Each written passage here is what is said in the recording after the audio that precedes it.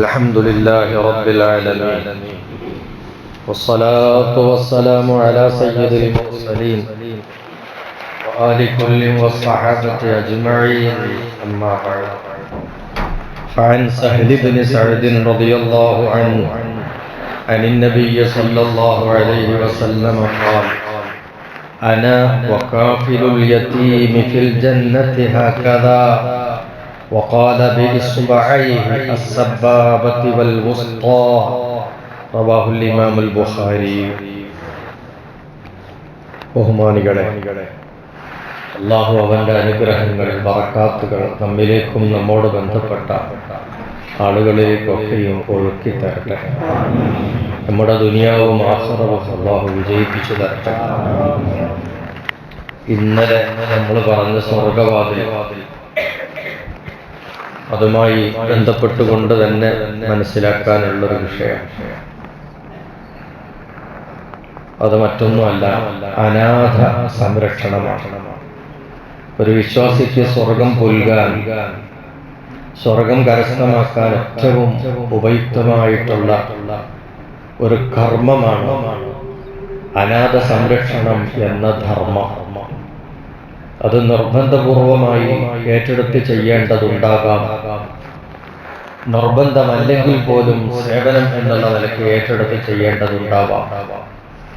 ഏതായിരുന്നാലും അനാഥ സംരക്ഷണം എന്ന് പറയുന്നത് വളരെ വലിയ പുണ്യമുള്ള ഒരു കർമ്മമായി, അതിലേറെ ഒരു ധർമ്മമായി തിരുനബി സല്ലല്ലാഹു അലൈഹി വസല്ലമ തങ്ങൾ പഠിപ്പിച്ചിട്ടുണ്ട്.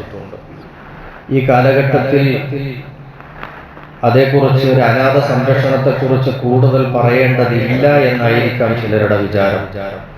കാരണം അത്രയും യതീംഖാനകൾ പെരുത്തിട്ടുണ്ട്. പക്ഷേ യതീംഖാനയുടെ പെരുപ്പവും ഉള്ള യതീംഖാനകളിൽ യതീമുകളുടെ അഡ്മിഷൻ ഇല്ലാത്തതോ തീരെ കുറഞ്ഞതോ ഒക്കെ അനുഭവത്തിലുണ്ടാകാം. പക്ഷെ അതിൻ്റെ അർത്ഥം സമൂഹത്തിൽ യതീമുകളില്ല എന്നല്ല. അതേ സമയത്ത് കാലത്തിൻ്റെ മാറ്റത്തിനനുസരിച്ച് ഇതുപോലുള്ള ഖാനകളിൽ ആ യതീമുകളെ ചേർത്ത് പഠിപ്പിക്കുന്നതോ കൊണ്ടുപോയി ആക്കുന്നതോ ആയിട്ടുള്ള സംസ്കാരത്തിന്, രീതിക്ക് മാറ്റം വന്നു എന്നേ ഉള്ളൂ. എത്ര പിതാക്കളാണ് പെട്ടെന്ന് മരിച്ചു പോവുകയും അവരുടെ പറക്കമുറ്റാത്ത മക്കളെ യതീമുകളാക്കുകയും യുവതികളായ ഭാര്യമാരെ വിധവകളാക്കുകയും ചെയ്യുന്ന എത്ര അനുഭവമാണ് നമ്മുടെ മുമ്പിലുള്ളത്. നമ്മൾ അതിനെ തൊട്ട്, അത്തരം അവസ്ഥകൾ കുടുംബത്തിൽ വരുന്നതിനെ തൊട്ട് നമ്മൾ കാവൽ ചോദിക്കണം അല്ലാഹുവിനോട്. അർച്ചോനെ, ഞങ്ങളെ മക്കളെ നീ യതീമുകളാക്കല്ലേ, ഞങ്ങളുടെ ഭാര്യമാരെ നീ വിധവകളാക്കല്ലേ എന്ന് ദുആ ചെയ്യണം. കാരണം നമ്മുടെ പെട്ടെന്നുള്ള മരണം നമ്മുടെ മക്കളെ യതീമുകളാകാനും ഭാര്യമാർ വിധവകളാകാനും കാരണമാകും. അത് ചെറിയ ഒരു വേദനയും നീറ്റലുമല്ല ഏതൊരു കുടുംബത്തിലും ഉണ്ടാക്കി തീർക്കുക. അതുകൊണ്ട് നമ്മൾ എപ്പോഴും ആരോഗ്യത്തോടുകൂടെയുള്ള, ബറക്കത്തോടുകൂടെയുള്ള ദീർഘായുസിന് വേണ്ടിയിട്ടാണ് നമ്മൾ എപ്പോഴും ദുആ ചെയ്യേണ്ടത്. പിതാവ് മരണപ്പെട്ടു പോയ കുടുംബത്തിലെ കുട്ടികൾ, അവർക്കാണ് യതീമുകൾ എന്ന ആ ഒരു നിർവചനത്തിനനുസരിച്ചിട്ട് പറയാം. അപ്പോൾ അങ്ങനെ കുട്ടികൾ ഉണ്ടായാൽ, ആരെങ്കിലും മരിച്ചുപോയിട്ട് അങ്ങനെ കുട്ടികൾ യതീമുകളായാൽ, ആ കുഞ്ഞുങ്ങളുടെ പിതൃ കുടുംബം, അവർ കഴിഞ്ഞാൽ പിന്നെ മാതൃ കുടുംബം ആണ് ആ യതീമായ മക്കൾക്ക് സംരക്ഷണം നൽകേണ്ടത്. യതീമുകൾ രണ്ട് തരത്തിലുണ്ടാവും. ചിലപ്പോൾ വാപ്പാക്ക് കുറച്ച് സാമ്പത്തിക ശേഷിയും കഴിവൊക്കെ ഉള്ള ആളായിരിക്കും. അദ്ദേഹം മരണപ്പെടലോടുകൂടി ആ സ്വത്തിന്റെ അവകാശികൾ ഈ ചെറിയ മക്കളായി മാറും, യതീമുകളായി. പക്ഷെ യതീമുകളായതോടുകൂടി അവർക്ക് എന്തുണ്ട്? സ്വത്തായി. കാരണം വാപ്പ മരിച്ചതോടുകൂടി അവർക്കായി ആ സ്വത്ത്. അപ്പൊ സ്വത്തുള്ള, സാമ്പത്തിക ശേഷി ഉള്ള യതീമുകളായി. വേറെ ചിലതുണ്ടാവും, പാവപ്പെട്ട കുടുംബങ്ങളായിരിക്കും, സാമ്പത്തികമായിട്ടൊന്നും ഉണ്ടാവില്ല. അവര് കുടുംബത്തിൽ ഇതേപോലെ വാപ്പ മരിച്ചു പോകും. അപ്പൊ ആ മക്കളെ യതീമുകളാണ്. ആ യതീമുകളെ സംബന്ധിച്ചിടത്തോളം വാപ്പാക്ക് സ്വത്തില്ലാത്തത് കൊണ്ട് ആ മക്കൾക്ക് ഒന്നും ഉണ്ടാവില്ല. ഈ രണ്ട് തരം യതീമുകളെയും സംരക്ഷിക്കേണ്ട ചുമതലയും ബാധ്യതയും നേരത്തെ പറഞ്ഞതുപോലെ ആ കുഞ്ഞുങ്ങളുടെ പിതൃകുടുംബത്തിനും ശേഷം മാതൃകുടുംബത്തിനുമാണ്. സാമ്പത്തിക ശേഷി ഉള്ള യതീമുകളെ സംരക്ഷിക്കേണ്ടത് എങ്ങനെയെന്ന് ചോദിച്ചാൽ, അവർക്ക് സാമ്പത്തിക ശേഷി ഉള്ളത് കൊണ്ട് ആ സ്വത്തിൽ നിന്ന് തന്നെയാണ് ആ കുട്ടികളുടെ ചെലവൊക്കെ നടത്തുക. പക്ഷെ ആ സ്വത്ത് കൈകാര്യം ചെയ്യുക എന്നുള്ളത് അതിൻ്റെ സംരക്ഷണത്തിൻ്റെ പ്രധാനപ്പെട്ട ഒരു ഭാഗമായിട്ട് വരും. ആ സ്വത്ത് എങ്ങനെ സംരക്ഷണം ചെയ്യാം? ആ സ്വത്ത് ഒരിക്കലും നഷ്ടപ്പെട്ടു പോകാതെ, കുറഞ്ഞു പോകാതെ അത് സംരക്ഷിക്കുക, കാത്തു സൂക്ഷിക്കുകയും ആ സ്വത്ത് വളരാൻ ആവശ്യമായിട്ടുള്ള പ്രവർത്തനം പരിധിക്കുള്ളിൽ വെച്ചുകൊണ്ട് നിർവഹിക്കുകയും ചെയ്ത് അതിന് കാവലാളാണ്. ആ സ്വത്ത് നഷ്ടപ്പെടാതെ കൊണ്ടെടുക്കുക. എന്നിട്ട് ആ മക്കൾക്ക് അതിൽ നിന്ന് ചെലവും മറ്റൊക്കെ കൊടുത്തുകൊണ്ട് ഇങ്ങനെ സംരക്ഷിച്ചു പോരുക. അതാണ് സ്വത്തുള്ള യതീമുകളുടെ സംരക്ഷണം. സ്വത്ത് തീരെ ഇല്ലാത്ത യതീമുകളാണെങ്കിൽ അവർക്ക് ഭക്ഷണത്തിനും വസ്ത്രത്തിനും അവരുടെ ജീവിത സൗകര്യത്തിനെല്ലാം നമ്മൾ എന്ത് ചെയ്യണം? അതിന്റെ വക കണ്ടെത്തിയിട്ട് നമ്മുടെ മക്കളെ പരിചരിക്കുന്നത് പോലെ അവരെയും നമ്മൾ എന്ത് ചെയ്യണം? പരിചരിക്കണം. നമ്മുടെ മക്കൾക്ക് നമ്മൾ ഭക്ഷണം കൊടുക്കുന്നുണ്ട്, നമ്മുടെ മക്കൾക്ക് നമ്മൾ ആവശ്യമായ സമയത്ത് വസ്ത്രം മേടിച്ചു കൊടുക്കുന്നുണ്ട്, നമ്മുടെ മക്കളെ കൊണ്ടുപോകേണ്ടടുത്ത് കൊണ്ടുപോകുന്നുണ്ട്, അവർക്ക് സന്തോഷം കിട്ടേണ്ട സമയത്ത് സന്തോഷം എത്തിച്ചു കൊടുക്കുന്നുണ്ട്. ഇങ്ങനെ ആ സ്വന്തം മക്കൾക്ക് നമ്മൾ കൊടുക്കുന്ന പരിചരണവും പരിലാളനയും അതെല്ലാം അവർക്കും കിട്ടത്തക്ക വിധം നമ്മൾ എന്ത് ചെയ്യണം? അവർക്ക് വേണ്ടത് ചെയ്തു കൊടുക്കുക എന്നുള്ളതാണ് ആ സംരക്ഷണം. ഇങ്ങനെ ആത്മാർത്ഥമായിട്ട് ഈ രണ്ട് തരത്തിൽപ്പെട്ട യതീമുകളെയും സംരക്ഷിക്കുന്ന ഒരു വ്യക്തിക്ക് അള്ളാഹ് വെച്ചിട്ടുള്ള സമ്മാനം എന്താണ്, പ്രതിഫലം എന്താണെന്ന് ചോദിച്ചാൽ അവന് സ്വർഗമാണ്. സ്വർഗം എന്ന് പറഞ്ഞാൽ കേവലം ഒരു സ്വർഗമല്ല. അതിന്റെ പ്രത്യേകതയാണ് ഇമാം ബുഖാരി റിപ്പോർട്ട് ചെയ്ത ഹദീസിൽ കാണുന്നത്. ഞാനും യതീമിനെ സംരക്ഷിക്കുന്നവനും ഫിൽ ജന്നത്തി ഹാക്കദ, സ്വർഗത്തിൽ ഇങ്ങനെയാണ്. എങ്ങനെ? അത് വാമൊഴിയായിട്ട് അറിയേണ്ടതല്ല, അത് ആംഗ്യത്തിലൂടെ അല്ലെങ്കിൽ ശരീരത്തിന്റെ ഭാഷയിലൂടെ മനസ്സിലാക്കേണ്ടത്. ഞാനും യതീമിനെ സംരക്ഷിക്കുന്നവരും ഇങ്ങനെയാണ് എന്ന് പറഞ്ഞിട്ട് ഹദീസിൽ കാണാം. വഖാല, തിരുനബി ആംഗ്യം കാണിച്ചു.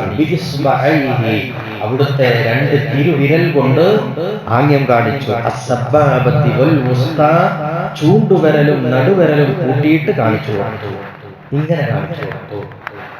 ചൂണ്ടുവിരലും നടുവിരലും അടുപ്പിച്ച് നിർത്തിയിട്ട് അന വഖാഫിലുൽ യതീമി ഫിൽ ജന്നത്തി ഹകദ, ഞാനും യതീമിനെ സംരക്ഷിക്കുന്നവരും സ്വർഗ്ഗത്തിൽ ഇങ്ങനെയാണ് എന്ന് പറഞ്ഞാൽ എന്താ അർത്ഥം? യതീമിനെ സംരക്ഷിച്ച ആൾക്ക് സ്വർഗത്തിൽ കടക്കുക എന്നുള്ളത് മാത്രമല്ല, സ്വർഗത്തിൽ തിരുനബിയുടെ അരികത്ത് സ്ഥാനം കിട്ടുക എന്നുള്ളതാണ്. അതാർക്കെങ്കിലും അങ്ങനെ കിട്ടുമോ? അത് സാധാരണ കിട്ടൂല, സ്വർഗത്തിലുള്ളവർക്ക് തന്നെ കിട്ടൂല. അത് അത്യപൂർവമായ അത്രയും മഹത്വം ചെയ്യുന്ന ആളുകൾക്കാണല്ലോ അങ്ങനെ കിട്ടുക, സ്വർഗത്തിൽ ഇങ്ങനെ അടുപ്പിച്ചിട്ട്. നമ്മളിപ്പോ സാധാരണ വിജയചിഹ്നം കാണിക്കലൊക്കെ അല്ലേ? പക്ഷെ ഈ വിജയചിഹ്നത്തിന്റെ വിയേക്കാളും കൂടുതൽ രണ്ട് കാലുകളും അടുത്തിട്ടാണ് തിരുനബി പറയുന്നത്. ഈ ചൂണ്ടുവിരലും നടുവിരലും ചേർത്ത് വെച്ചിട്ടാണ് പറയുന്നത് ഹാക്കര, അത്ര ഒട്ടിച്ചേർന്നിട്ട്. അപ്പൊ തിരുനബിയുടെ തൊട്ടരികത്തിരിക്കാനുള്ള അത്ര വലിയ പവറും പദവിയും ഏതുകൊണ്ട് കിട്ടും? യതീമിന്റെ സംരക്ഷണം കൊണ്ട് കിട്ടും എന്നാണ്. അപ്പൊ ഇത് ചെറിയൊരു നേട്ടമല്ല, വളരെ വലിയ നേട്ടമാണ്. അപ്പൊ അതുകൊണ്ട് നമ്മൾ എന്ത് ചെയ്യണം? നമ്മുടെ കുടുംബത്തിൽ, നമ്മുടെ ബന്ധുക്കളിൽ ഇങ്ങനത്തെ യതീമുകൾ ഉണ്ടെങ്കിൽ ആത്മാർത്ഥമായി എന്ന് പറഞ്ഞാൽ ഈ പ്രതിഫലം ആഗ്രഹിച്ചുകൊണ്ട് ആ കുടുംബത്തിന് സംരക്ഷണം നമ്മൾ കൊടുക്കണം. അത് സമൂഹത്തിന്റെ മുമ്പിൽ ഇറക്കുകയല്ല. പലരും ഇപ്പം അങ്ങനെ ചെയ്യണം. നാട്ടുകാർ ചെയ്യട്ടെ. നാട്ടുകാർക്കല്ല, ആ കുടുംബത്തിൽപ്പെട്ടവർക്ക് അതിൻ്റെ ഒരു ഉത്തരവാദിത്വവും ബാധ്യതയും ഉണ്ട് എന്ന് നമ്മൾ മനസ്സിലാക്കണം. ഏതൊരു വ്യക്തിയുടെയും ചില ഈ മരിച്ചു പോണ മരിച്ചു പോണ മക്കളും ആ കുടുംബം അവർക്ക് ചിലപ്പോൾ സാമ്പത്തിക ശേഷി ഉണ്ടാവില്ല. അതേ സമയത്ത് അവരുടെ അങ്ങോട്ടും ഇങ്ങോട്ടും ബന്ധത്തിലും കുടുംബത്തിലൊക്കെ അള്ളാഹു നിഅമത്ത് ചെയ്ത പലരും ഉണ്ടാവും. പക്ഷെ അവർ ഈ ബാധ്യതയെ മനഃപൂർവ്വം മറന്നു പോകുന്നുവോ എന്ന് സംശയിക്കാം. അപ്പൊ അതുകൊണ്ട് വളരെ കൂടുതൽ കരുതലോടുകൂടി കാണേണ്ട ഒരു വിഷയമാണ്. ഇന്നിപ്പോ ഓർഫൻ ഹോം കെയർ സംവിധാനം വന്നിട്ടുണ്ട്. ഈ യതീംഖാനകളിലേക്ക് കുട്ടികളെ ചേർത്ത് പഠിപ്പിക്കാനുള്ള ബുദ്ധിമുട്ടോ അസൗകര്യങ്ങളോ അല്ലെങ്കിൽ താല്പര്യക്കുറവോ കൊണ്ട് വിട്ടുനിൽക്കുന്ന ആളുകളെ വീട്ടിൽ കൊണ്ടുപോയിട്ട് എന്ത് ചെയ്യുന്നു? പരിചരിക്കുന്നുണ്ട്. അതായത് വീട്ടിൽ അവർക്ക് മാസം എന്തെങ്കിലും ചില കാശുകളോ കൊടുത്തിട്ട് സംഘടനകളോ സ്ഥാപനങ്ങളോ അവരുടെ എന്തെങ്കിലുമൊക്കെ വിഹിതം കൊടുക്കും. അപ്പൊ അത് നമ്മൾ പാസ്സാക്കി കൊടുക്കുക എന്നുള്ളത് നല്ല കാര്യമാണ്. ഒരു കുടുംബത്തിന് വേണ്ടി നമ്മൾ ചെയ്തു കൊടുക്കാൻ പറ്റിയാൽ ഹോം കെയർ പദ്ധതിയിൽ ഉൾപ്പെടുത്താൻ പറ്റിയാൽ ഉൾപ്പെടുത്തി കൊടുക്കാം. പക്ഷെ അത് ഉൾപ്പെടുത്തിയാലും എണ്ണിച്ചുട്ട അപ്പം പോലെ അതൊരു നിശ്ചിത സംഖ്യ മാത്രം താൽക്കാലിക ആശ്വാസം എന്നുള്ള നിലക്ക് കിട്ടുന്നത് പോലെ മാസത്തിൽ കിട്ടുകയുള്ളൂ. അതുകൊണ്ട് ഒരു കുടുംബത്തിന് സന്തോഷം ഉണ്ടാവുമോ? ഏതൊരു കുടുംബത്തിലും ബാപ്പ മരിച്ചുപോയ ചെറിയ മക്കളുള്ള കുടുംബത്തിലും ഒന്ന് കയറിപ്പോയി നോക്കി കുറച്ച് കഴിഞ്ഞിട്ട് ഒരു 1.5 കൊല്ലം 2 കൊല്ലം കഴിഞ്ഞിട്ട് ആ മക്കളുടെ മുഖവും ശരീരവും നോക്കി മിക്കവാറും ആ ശരീരം ശോഷിച്ചിട്ടുണ്ടാവും. മുഖത്ത് സന്തോഷം ഉണ്ടാവില്ല, കരിവാളിപ്പാട് കാണും. എന്താ കാരണം? വാപ്പയില്ലാതെ അനാഥത്വം എന്ന് പറയുന്ന ഒരു നീറ്റൽ, ഒരു വേദന അവരുടെ മനസ്സിനെ മതിക്കുന്നുണ്ടാവും. അത് തിരിച്ചറിയാൻ കഴിഞ്ഞുകൊണ്ട് അവർക്ക് സന്തോഷം കൊടുക്കാൻ കഴിയണം. അപ്പോഴാണ് നമ്മൾ അതിന്റെ ഉത്തമമായ രൂപത്തിലെത്തുന്നത്. അപ്പൊ ഹോം കെയർ പദ്ധതിയിൽ പെടുത്തിയിട്ട് കുട്ടികളെ അതിലേക്ക് ചെറിയ സംഭാവന കിട്ടുന്നുണ്ടാവാം, പക്ഷെ അതവർക്ക് പര്യാപ്തമല്ല എന്ന് മനസ്സിലാക്കണം. അവർക്ക് സമയാസമയത്ത് കിട്ടേണ്ട സന്തോഷങ്ങളും ആവശ്യങ്ങളും അത് നിറവേറ്റി കൊടുക്കണം. അപ്പൊ നമ്മളൊരു പെരുന്നാൾ വരുമ്പോൾ നമ്മളെ മക്കൾക്ക് എന്തെല്ലാം വാങ്ങുന്നുണ്ട്? നമ്മുടെ ഈ ബന്ധത്തിലെയും കുടുംബത്തിലെയും യതീമുകളായ മക്കളുടെ അവരെയും കൂടി നമ്മളെ മക്കൾക്ക് ഒരു പാർട്ടായിട്ട് കണ്ടിട്ട് നമ്മളെ മക്കൾക്ക് വാങ്ങുന്നത് പോലെ തന്നെ ഒരു കളിപ്പാട്ടമടക്കം അവർക്ക് വാങ്ങിക്കൊടുക്കും. നമ്മളെ മക്കളെ കൊണ്ടുപോകുന്ന തരത്തിൽ അവരെയും എത്തിക്കുക എന്ന് വെച്ചാൽ ചില ആളുകളൊക്കെ ഓവറായിട്ട് ചില മോശം പ്രവൃത്തിയിലേക്കൊക്കെ എത്തിപ്പോൾ അത് ചെയ്യാനും പാടില്ല. അവിടെ വളരെ കൂടുതൽ കരുതൽ കാണേണ്ടതുണ്ട്. യതീമുകൾ, കുടുംബക്കാരായ യതീമുകളെ സംരക്ഷിച്ചാൽ അതുകൊണ്ട് കിട്ടുന്ന നേട്ടം ഒന്നല്ല, ഡബിളാണ്. എന്താണ് തിരുനബി പഠിപ്പിച്ചത്? നിങ്ങൾ നിങ്ങളുടെ ബന്ധുക്കളിലെ, കുടുംബത്തിലെ അനാഥമാരെ സംരക്ഷിച്ചാൽ അതുകൊണ്ട് സ്വതക്കത്തും ജാരിയത്തായ സ്വതക്കയാണ് നിങ്ങൾ ആ മക്കളെ പരിചരിച്ചാൽ. ജാരിയത്തായ സ്വതക്ക എന്ന് പറഞ്ഞാൽ എന്നും നമ്മുടെ ഖബറിലേക്ക് പ്രതിഫലം ഒഴുകി കിട്ടിക്കൊണ്ടേയിരിക്കുന്ന ഒരു സ്വതക്കയായി മാറും. അതെങ്ങനെ വരുന്നത്? ഈ ഒരു കുട്ടിയെ നമ്മൾ എന്ത് ചെയ്ത് പഠിപ്പിച്ചു, ആ കുട്ടി പഠിച്ചു വളർന്നു വലുതായി, അത്രയും കാലം നമുക്ക് കൂലി കിട്ടുന്നു. ആ കുട്ടി പഠിച്ചതിന്റെ അടിസ്ഥാനത്തിൽ പിന്നീട് ചെയ്യുന്ന സൽക്കർമ്മങ്ങൾ, ആ കുട്ടി എത്ര ഉയരത്തിൽ പോയാലും, പഠിച്ച് ഉദ്യോഗസ്ഥനായാലും, അയാൾ സേവനം ചെയ്യുന്ന എല്ലാ സേവനം മരിക്കോളും അയാളുടെ വളർച്ചയുടെ അടിസ്ഥാന കാരണക്കാരനാരാണ്? ഈ യതീമിനെ സംരക്ഷിച്ചാണ്. അയാൾ ചിലപ്പോൾ മരിച്ചു പോയിട്ടുണ്ടാവും, പക്ഷെ അയാളുടെ ഖബറിലേക്ക് കിട്ടിക്കൊണ്ട് ഇയാളൊരു സുബ്ഹാൻ എന്ന് പറഞ്ഞാൽ അതിന്റെ കൂലി 1% അയാൾക്ക് കിട്ടും. ഒരു നിസ്കാരം ഒരു വക്ത് നിസ്കരിച്ചാൽ അതിന്റെ കൂലി അയാൾക്ക് കിട്ടും. ഇങ്ങനെ പ്രതിഫലം ഒഴുകി കിട്ടിക്കൊണ്ടിരിക്കുന്ന, നിരക്കാതെ നിരന്തരം തുടർന്ന് കിട്ടിക്കൊണ്ടിരിക്കുന്ന ഒരു പ്രതിഫലത്തിന്റെ കർമ്മമാണ് സദഖത്തുൻ ജാരിയ. ആ സദഖത്തുൻ ജാരിയ യതീമിന്റെ സംരക്ഷണത്തിൽ വരുന്നുണ്ട്. അതോടൊപ്പം സിലത്തുർ റഹീം, കുടുംബ ബന്ധത്തെ ദൃഢപ്പെടുത്തുക, ബന്ധിപ്പിക്കുക എന്നൊരു പുണ്യകർമ്മം കൂടി ഇതിനകത്ത് വരുന്നുണ്ട്. അപ്പൊ അത്രയും ഗുണപരമായിട്ടുള്ള ആശ്രം സമ്പാദിക്കാൻ പറ്റിയ വലിയൊരു സേവനം അനാഥ സംരക്ഷണം എന്ന് പറയുന്നത് നമ്മുടെ സ്വർഗത്തിലേക്കുള്ളൊരു വാതിലാണ്. കൂട്ടത്തിൽ ചേർത്ത് ഒരു കാര്യം കൂടി മനസ്സിലാക്കിയിട്ട് നിർത്താം.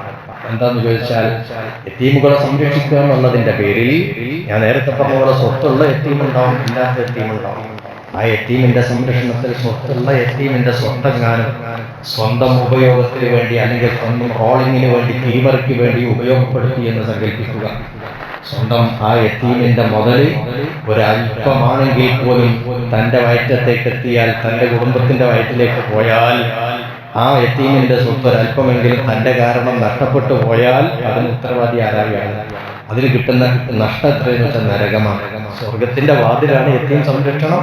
അത് ഹക്ക് പോലെ അല്ലെങ്കിൽ നരകം ഉറപ്പാണ്. അത്രയും അപകടം ഇപ്പുറത്തുണ്ട് എന്നുള്ളത് മനസ്സിലാക്കി ഗൗരവത്തോടുകൂടി അത് കാണുകയും നമ്മുടെ കുടുംബത്തിലോ ബന്ധത്തിലോ ഇത്തരം പ്രയാസങ്ങൾ അനുഭവിക്കുന്നവരുണ്ടെങ്കിൽ, അല്ലെങ്കിൽ വാപ്പ മരിച്ചുപോയ മക്കളുണ്ടെങ്കിൽ അവരെ നമ്മൾ തന്നെ ആത്മാർത്ഥമായി സംരക്ഷിക്കാൻ ശ്രമിക്കണം. അത് നമ്മളെ സ്വർഗത്തിലേക്ക് എത്തിക്കുന്ന വാതിലാണെന്ന് മനസ്സിലാക്കണം. അല്ലാഹു തആല നമുക്കൊക്കെ, നമ്മുടെ മക്കൾക്ക്, കുടുംബങ്ങൾക്ക് എല്ലാവർക്കും അല്ലാഹു ആയുരാരോഗ്യം പ്രദാനം ചെയ്യട്ടെ.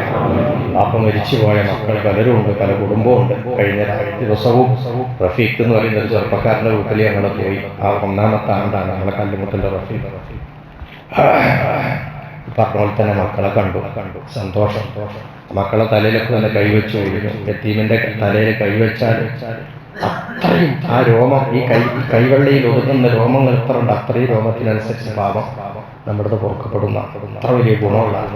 ഇപ്പൊ ഞാൻ പറയാ, അപ്പൊ അതുപോലത്തെ ഒക്കെ നമ്മൾക്ക് കാണുമ്പോൾ നമ്മുടെ ജീവിതത്തെക്കുറിച്ച് നമ്മൾ നന്നായിട്ടൊന്ന് വിലയിരുത്തൽ നല്ലതാണ്. അള്ളാഹു ആ യതീമുകളായ കുടുംബത്തിനൊക്കെ വലിയ കാവലും സംരക്ഷണവും പ്രദാനം ചെയ്യട്ടെ. ഹൈറായ പകരക്കാരനായ അത്തരം യതീമുകളായ കുടുംബങ്ങളിൽ അള്ളാഹു വർദ്ധിക്കട്ടെ. നമ്മളൊക്കെയും അള്ളാഹു ദീർഘായുസ്സും ആഫിയത്തും റാഹത്തും പ്രദാനം ചെയ്യട്ടെ.